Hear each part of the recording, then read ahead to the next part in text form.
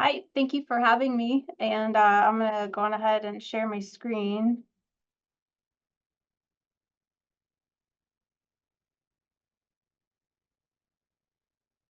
Can you let me know if you see it?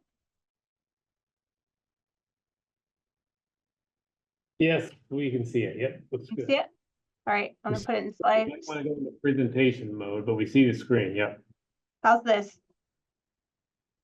perfect. Perfect. All right. Thank you. So yes, I'm going to talk about white spruce physiological response to the bark beetle attack. And I'd like to acknowledge my collaborators on this, Matt Robertson and Simon Svebek. He's at the UAF-GI, and I'm in the Institute of Agriculture, Natural Resources, and Extension. I just want to tell you a little bit about the Forest Soils Lab if you're not familiar with it. It was established in 1967. We already heard about my background. So anyway, we study boreal forest growth, productivity, stress, and water use in response to insects and environmental and soil conditions.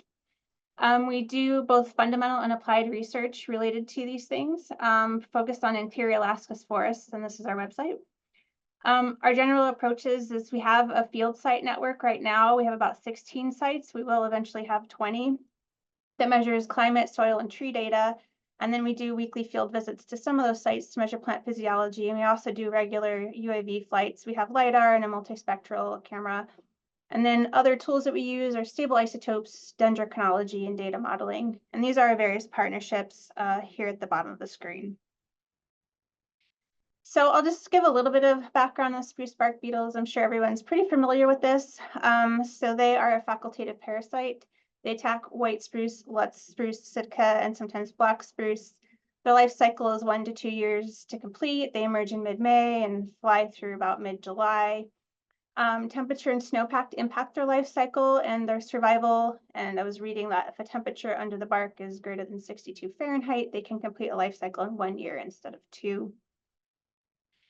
They tend to prefer trees that are damaged, weakened, stressed, or large diameter when beetles are in low density, but they'll also attack trees of different sizes and health status when beetles are in high density.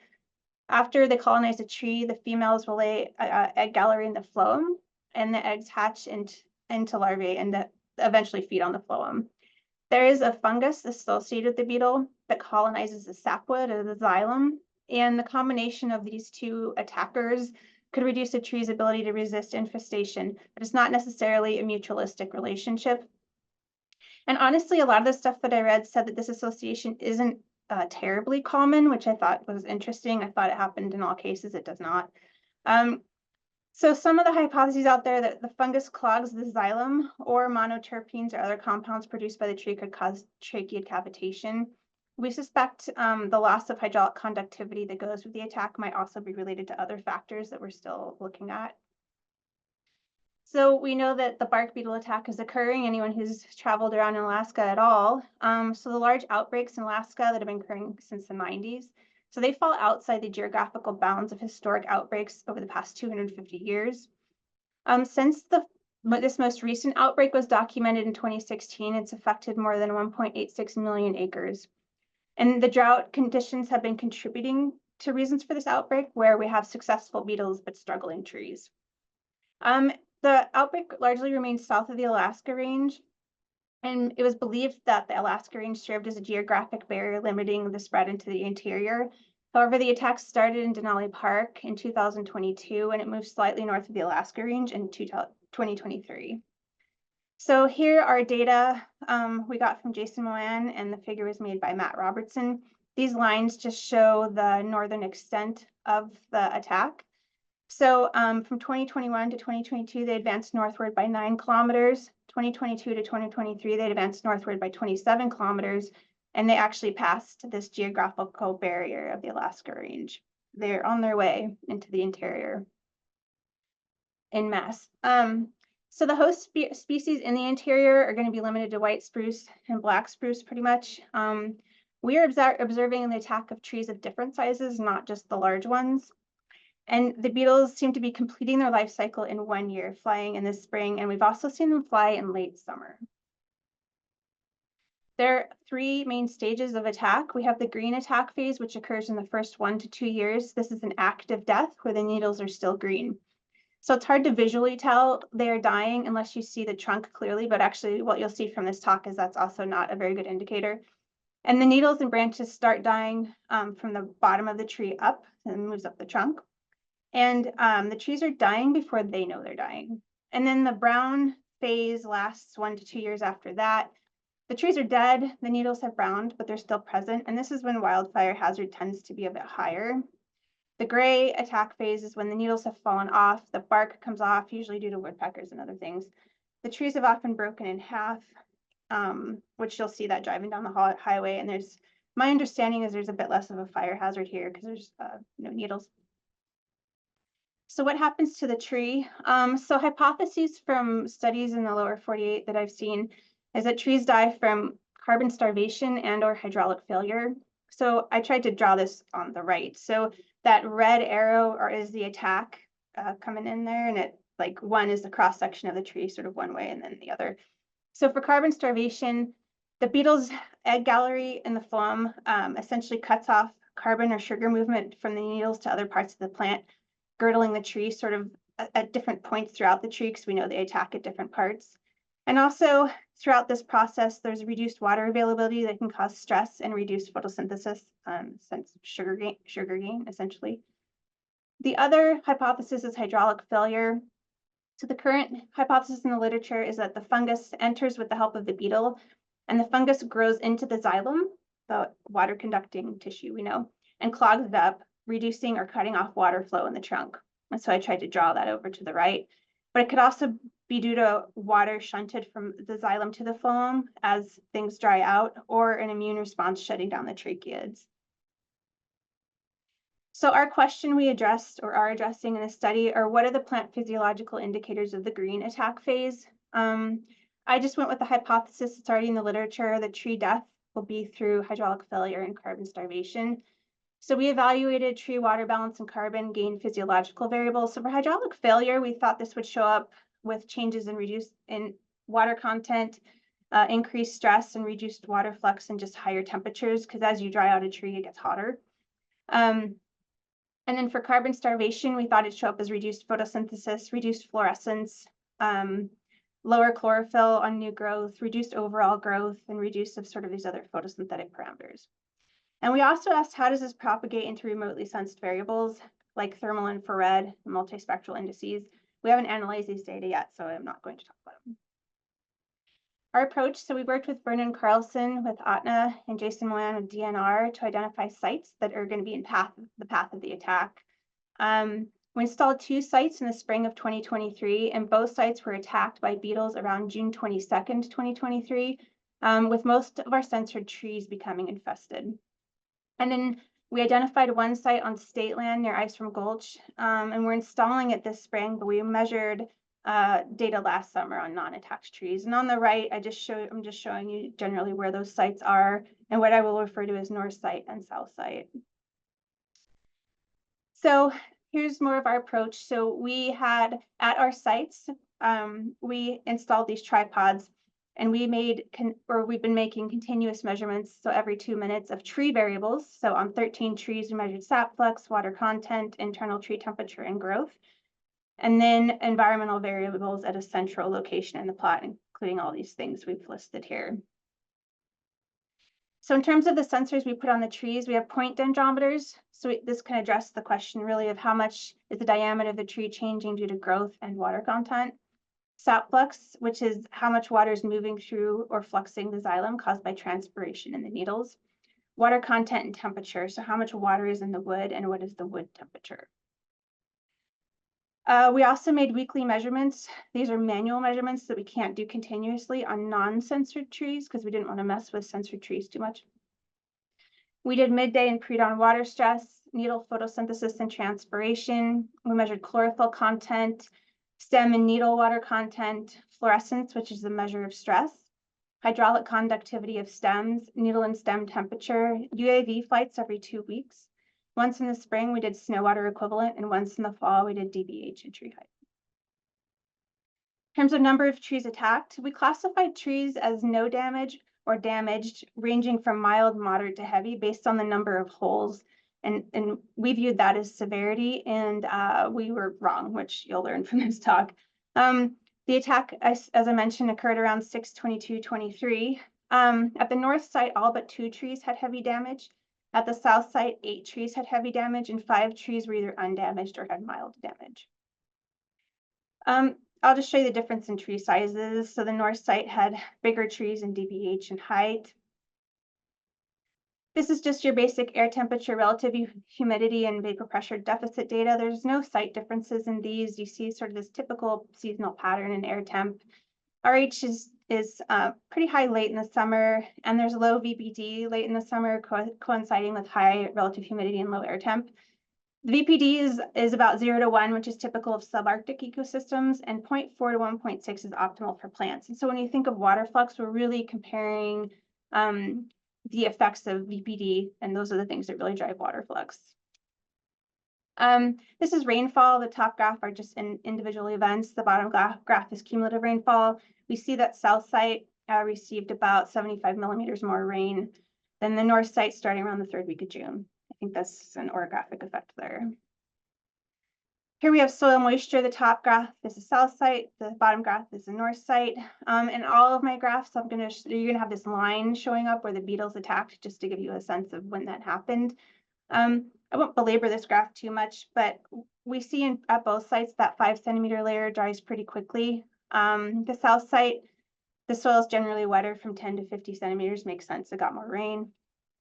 The south site, the 30 centimeter layer is that blue line up there. It's the wettest layer all summer, whereas the north site, it's really that 10 centimeter layer that's wetter all summer, which I thought was kind of interesting. And also it takes large sustained rain events to reach the primary rooting zone. Soil temperature, this is just your typical soil temperature profile from 5 to 50 centimeters. The south site's generally warmer to 30 centimeters, but then both sites are pretty similar beyond that. And then when the beetle attack occurs, and I think this is going to be important, is the soils at the north site are still frozen at 20 centimeters and the cold and colder at 5 and 10 centimeters compared to the south site. And I think that the timing of attack is going to matter in terms of how the trees can access soil moisture. And if the soils are frozen, they can't access soil moisture. So I think that's going to have an impact on how trees respond. So first I'll talk about the weekly physiological data. I'll try to keep this as straightforward as possible because there's sort of a lot of it. So these graphs are of water potential or water stress. And we measured them at pre-dawn, which is in the middle of the night. And this is when the plants should be equilibrating with the soil and recharging. And then, so that's the top graph. And then the bottom graph is midday, which is maximum water stress. So when the values are closer to 0, the plants are less stressed. And what we see is in the middle of the night, the damaged trees are less stressed at night. But in the middle of the day at maximum water stress, they're much more stressed. And so this is going to become kind of interesting because you're going to keep hearing me talk about compensatory responses as we go. So I'm going to build our conclusion slide as we go. So basically, damaged trees have higher midday water stress, but less at night. And this might be due to nighttime transpiration sort of causing that. And there might be some compensatory response where they're recovering better at night, at least for now. This is fluorescence. So it's a measure of stress associated with photosynthetic machinery.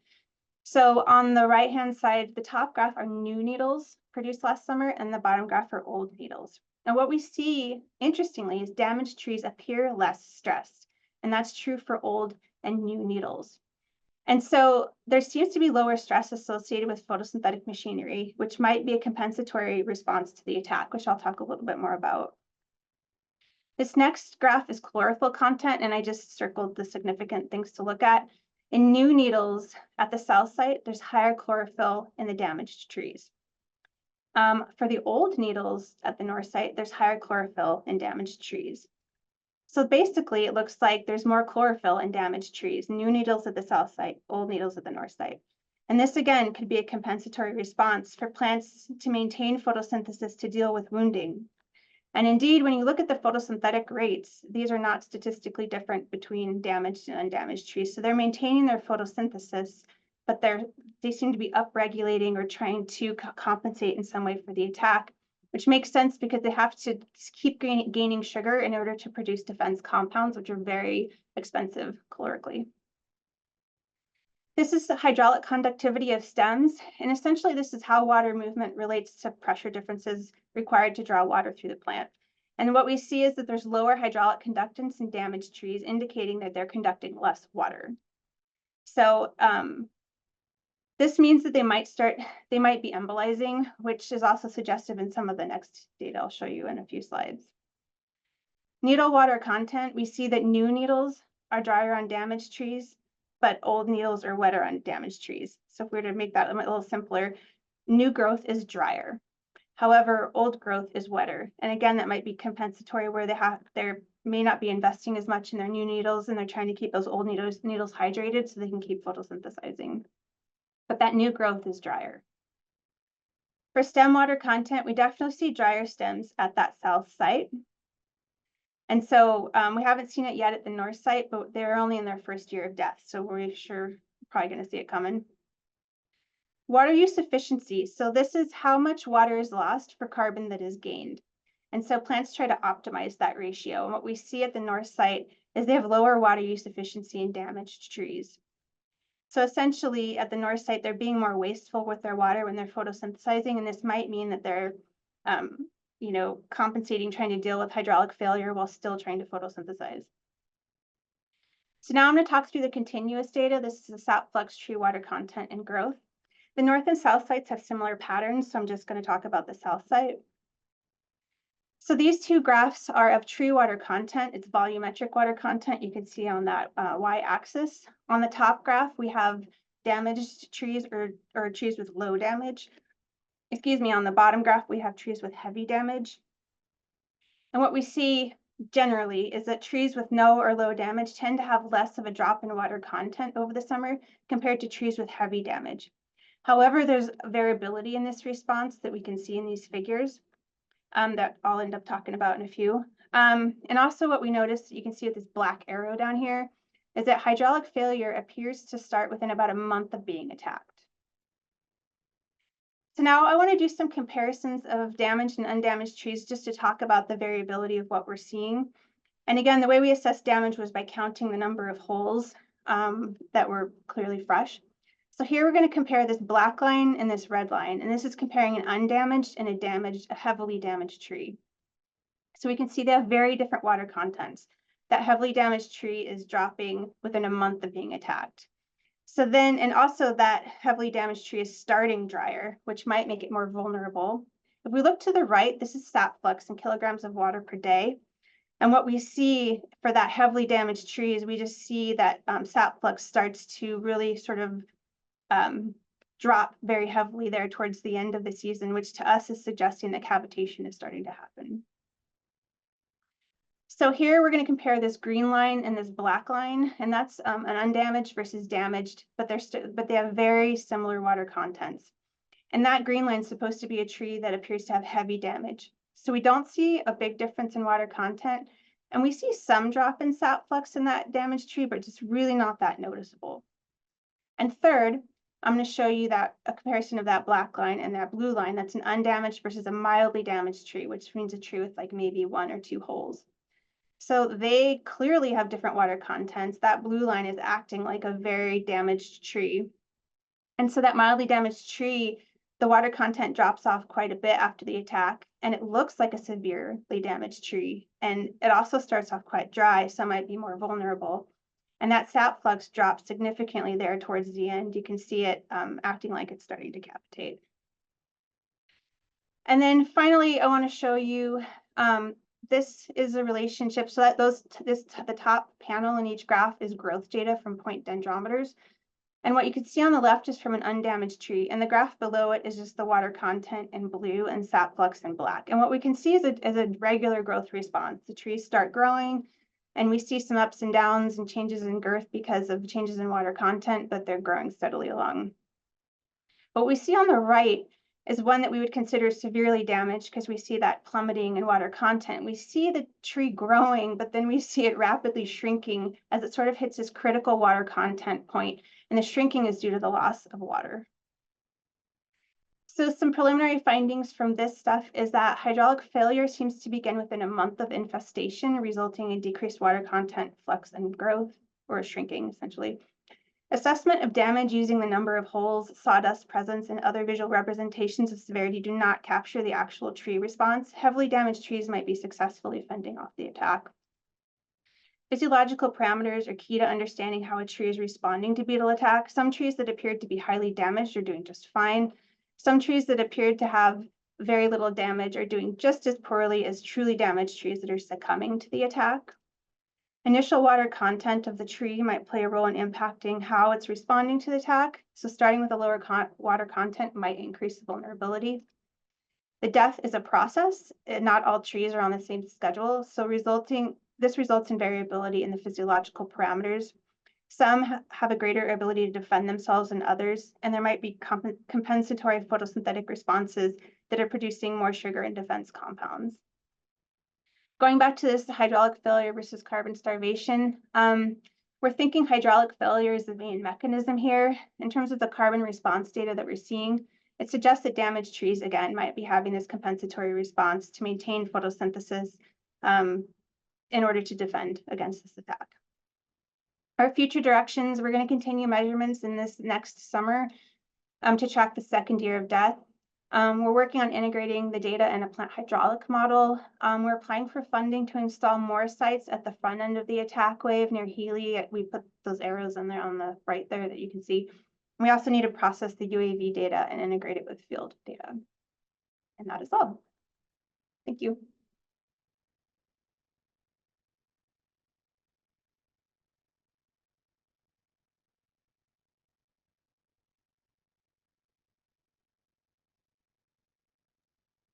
Anyone have any All right. questions? Yeah, see, we've got at least one question in the room here. I'll hand you the mic.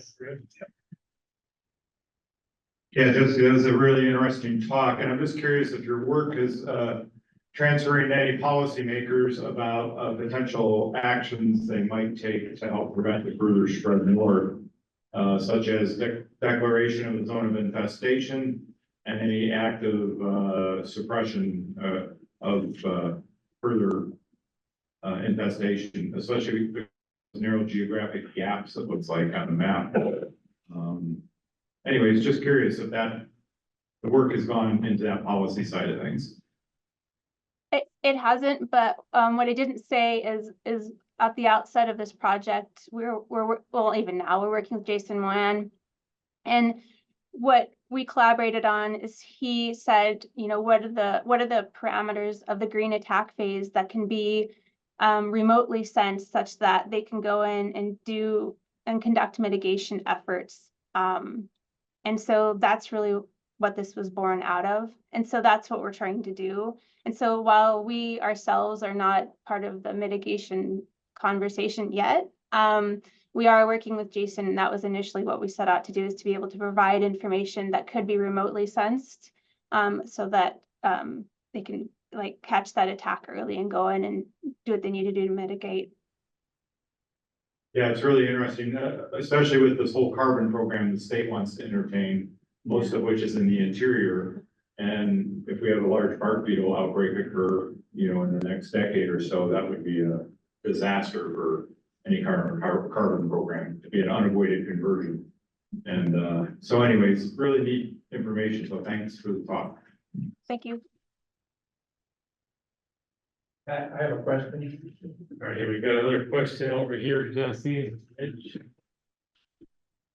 Maybe I missed it, but over what years were your studies conducted? Because we had a series of one very, very warm year, and then last year was a very cold and wet year. Did that fall into play? And what would you predict? Let's see, I guess we're into the different climate spin now. We're into La Nina, I think, which is predicted to be warmer. So do you have any comments on the changing climate cycle and the seasonality based on the highly variable climate we now have? Yeah, sorry, I just looked at the chat. Yeah, so our study was started last year in the spring. What was interesting is we actually went out the year before to choose trees and sites, except the trees we chose got hit. And so we had to choose different trees, but we installed our site about a year ago in the spring. And so our study was conducted last year and will continue into this year, and the next few years. But any climate shifts are going to make a really big difference, especially if that shift is towards warmer and drier, because essentially anything that stresses the plant more is going to reduce its ability to respond, because it essentially needs water to respond to the attack. And so if anything becomes drier, or water becomes less accessible, and the atmosphere becomes drier because it's hot, then that will have a negative impact and make these stressed trees even more vulnerable. And like I was saying too, if the trees start off at a lower water content, that could be making them more vulnerable because they can't produce the pitch in order to fight off the beetle.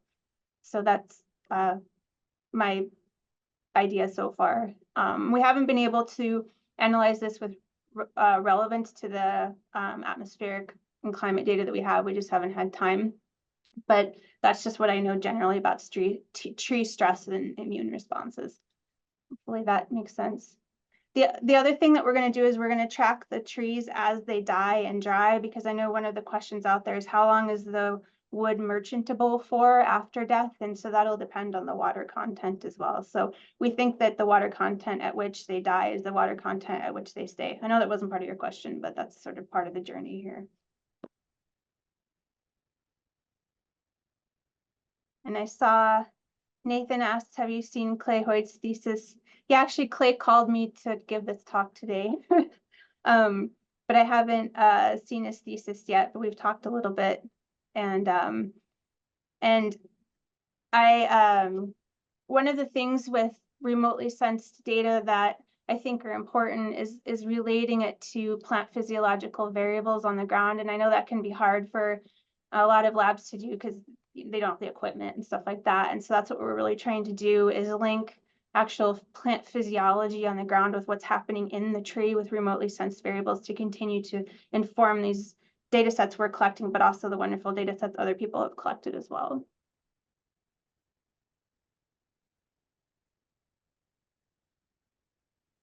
Great, thank you. Any final questions for Jesse? It's about 4:45. I know we're a little bit over, but people are probably anxious to get outside. There's nothing else. We'll let Jesse go.